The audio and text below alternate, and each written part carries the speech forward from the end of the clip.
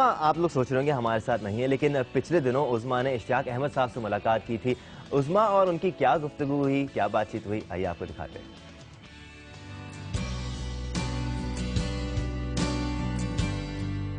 Inspector Jamshed, inspector Kamran और शौकी ब्रादरान, ये वो किरदार हैं जिनसे मेरे ख्याल से आप और मैं बहुत अच्छी तरह वाकिफ है। कुछ नौजवानों को निकाल दिया जाए तो हम सब ने इन किरदारों को पढ़ा है।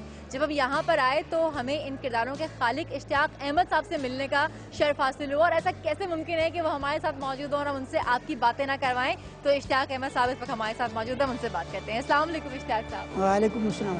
खैरियत से हैं आप? अल्हम्दुलिल्लाह। इतने अरसे के बाद हमने देखा आपको, और इतने अरसे के बाद आपकी किताब हमने देखी दोबारा, जो कि बासानी हमें मिली, तो इतने अरसे से आप थे कहाँ? पढ़ने का रुझान मुल्क में कम हुआ है, ये कह सकते हैं। हर घर में एक स्क्रीन आ गई है। पहले तो ऐसा नहीं था, जिस ज़माने की बात आप कर रही हैं, हर घर में टीवी नहीं था, किताबें होती थी और लाइब्रेरी होती थी। आज हम देखते हैं कि लाइब्रेरी ख़त्म हो गई हैं और उनकी जगह इंटरनेट, उनके जगह इंटरनेट आ गया। अच्छा, आप कब से लिख रहे हैं? पहला नावल जो है वो 1972 में छपा था। और उस वक्त आपको अंदाजा था कि ये इतना कामयाब हो जाएगा, ये सीरीज इतनी कामयाब हो जाएगी? उस वक्त तो गुमान भी नहीं था इस बात का। ये तो एक इत्तेफाक से नावल लिखा गया और पब्लिशर कहने लगे कि हम एक और लिख कर दें। हर महीने 4 किताबें लिखना, हर कहानी दूसरी कहानी से अलग, ये मतलब ये इतनी क्रिएटिविटी आमद होती थी या बाकायदा सोच सोच के लिखते थे? नहीं, इसमें आमद का भी ताल्लुक बनता है। शायरों को तो आमद होती है, लेकिन नसर निगारों को आमद और तरह होती है। उनको एक आइडिया स्ट्राइक कर जाता है जहन में, मरकज़ी ख्याल आ गया या बाद मनाजिर के तहत उनके जहन में एक बात आ गई, तो उसके तहत हम लिखना शुरू कर लेते हैं। पहला नावल जब मुझे किसी पब्लिशर ने कहा था कि आप हमें एक नावल लिख दें, तो मैं घर गया, मैंने एक नावल लिखना शुरू किया।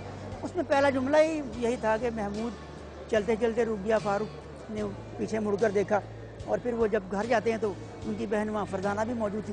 तो पहले नावल में ही ये पहले सफ़ों में ही 3 किरदार इन्हीं नामों पर आ गए थे और जमशेद भी वहीं पर आ गए। तो ये जो फारूक साहब हैं, ये उस फारूक किरदार के बाद आपको मिले हैं या ये मौजूदा पहले से मौजूद किरदार थे? ये बाद में मिले। अच्छा, फारूक साहब के बारे में हम आपको यहाँ ये ज़रूर बताना चाहते हैं कि फारूक साहब जब इश्तियाक साहब ने अपने नॉवल लिखना बंद किए थे तो ये उनके घर पहुँच गए थे? नहीं, बंद नहीं किए। अच्छा, बंद नहीं किए थे। अच्छा ठीक है, तस्वीर कह रहे हैं बंद नहीं किए थे। तो इन्होंने जो है ज़बरदस्ती उनकी दोबारा अशात शुरू करवाई। ज़रा वो वाक़या बताएं, क्या हुआ क्या था, कितने महीने इंतज़ार किया था इनकी किताबों का? अपनी तौर पे इनका तो कहना है कि उन्होंने बंद नहीं किया, लेकिन हमें ये महसूस हुआ करता था कि ये बंद कर चुके हैं, क्योंकि इन्होंने 10 महीने तक कोई किताब शाया नहीं की थी। फिर मैं इनके पास जंग चला गया, इनको मैंने कहा जी मैं आने वाला हूँ। जंग पहुँचा तो तकरीबन वो इन्होंने ख़ुद उसके बाद जो किताब मेरे लिए लिखी, वो किताब का नाम था फ़ाइल का धमाका। उसके 2 बातें में इन्होंने जिक्र किया कि फ़ारूक साहब मेरे पास 16 से 18 घंटे बैठे रहे, इन्होंने पूरा दिन गुजारा, और ये आखिर ये मुझे कन्विंस करके ही उठे कि मैं किताब अब दोबारा लिखना शुरू कर दूंगा और ये मेरे लिए शाया कर सकते हैं। आज भी हमारे पास ऐसा होता है कि लोग हमसे ये कहते हैं कि जी इश्तियाक साहब नहीं लिख रहे। इवन एक साहब ने तो अभी ये कहा कि जी जो इश्तियाक साहब है ये नकली हैं। अरे नहीं जी, इश्तियाक साहब बिल्कुल नकली नहीं है, हमारे सामने मौजूद हैं और बिल्कुल असली वाले इश्तियाक साहब हैं ये। क्या इश्तियाक साहब की जो किताबें हैं उनको आप ई बुक में कन्वर्ट करने का कुछ इरादा रखते हैं? देखिए, ये तो हमारा जो हमारा प्लान है, जो लाइन ऑफ एक्शन जिसे आप कहते हैं, या जो उसमें एक तो ई बुक्स का प्लान है, दूसरा इश्तियाक साहब की किताबों का इंग्लिश ट्रांसलेशन, ये काम शुरू हो चुका है इस पर। इंशाल्लाह जब अगले एक्सपो में नेक्स्ट अपकमिंग एक्सपो जो आएगा 2012 के एंड में, तो उसमें आप देखिएगा कि हम एक इनकी कम अज़ कम इंग्लिश बुक ज़रूर उसमें लॉन्च करेंगे। अच्छा इश्तियाक साहब, आपको कभी ऐसा ख्याल आया कि आपकी जो कहानियाँ हैं उनकी ड्रामाई तश्कील भी होनी चाहिए? होना तो चाहिए। मैंने कई बार जिक्र भी किया कि इंग्लिश फिल्में हम लोग देखते हैं, उनसे कहीं ज़्यादा हमारी नावल एडवांस हैं।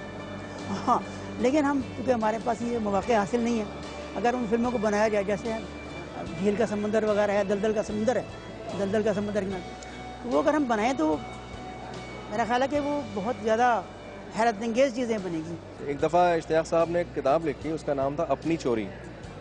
उसमें उन्होंने, इनके घर में वाकई चोरी हो गई थी, और वो नावल उस चोरी पे बेस करके वो हकीकी नावल था। जो चोर इन्होंने खुद पकड़े थे, इन्होंने खुद चोर पकड़े थे, चोर आइडेंटिफाई किए, उन्होंने बाकायदा घर में तफ्तीश की और उन्होंने देखा कि वो चोर कौन था। वो आइडेंटिफाई करके उन्होंने जाके पुलिस को बताया और फिर पुलिस को भेज कर उन्होंने गिरफ्तार करवा दिया उसको। अपने घर के चोर खुद ही पकड़ लिए। तो पुलिस वालों ने आपसे कहा नहीं जरा बाकी केसेस भी? चोरी उसका किताब का नाम था। अच्छा, मेरे घर में चोरी हो गई थी। मैंने कहा चलो इसका सुराग मैं खुद ही लगाने की कोशिश करता हूँ। हमारे बहुत से पढ़ने वाले, हमारी नई नस्ल को आप क्या पैगाम देना चाहते हैं? हम चाहते हैं कि हमारा मुल्क अमन का गहवारा बन जाए। अल्लाह ताला हमारे मुल्क पे रहम फरमाए, बस यही दुआ है। अभी तो जो इनकी किताब आई है वो पहाड़ का समंदर, और यकीनन आप लोग भी इस किताब को लेंगे, पढ़ेंगे और बताएंगे कि अभी भी इश्तियाक अहमद साहब से और उनके किरदारों से आप उतनी ही मोहब्बत करते हैं। बहुत बहुत शुक्रिया आप दोनों का, ख़ास तौर से इश्तियाक अहमद साहब आपका। मेरी खुशकिस्मती थी कि हमारी इनसे मुलाकात हो गई, और यहाँ से तो मैं आपसे इजाज़त चाहूँगी, लेकिन अभी मैं इनके साथ बैठूँगी क्योंकि बहुत कुछ मुझे सीखना है। बहुत सी किताबें मैंने देखनी भी है, पढ़नी भी हैं और लेनी भी हैं। आप भी ज़रूर इनकी किताबें पढ़िए और इनको ये यकीन दिलाइए, इनको याद दिलाइए कि आपने इनको याद रखा हुआ है और आप अब भी उनसे इतनी ही मोहब्बत करते हैं।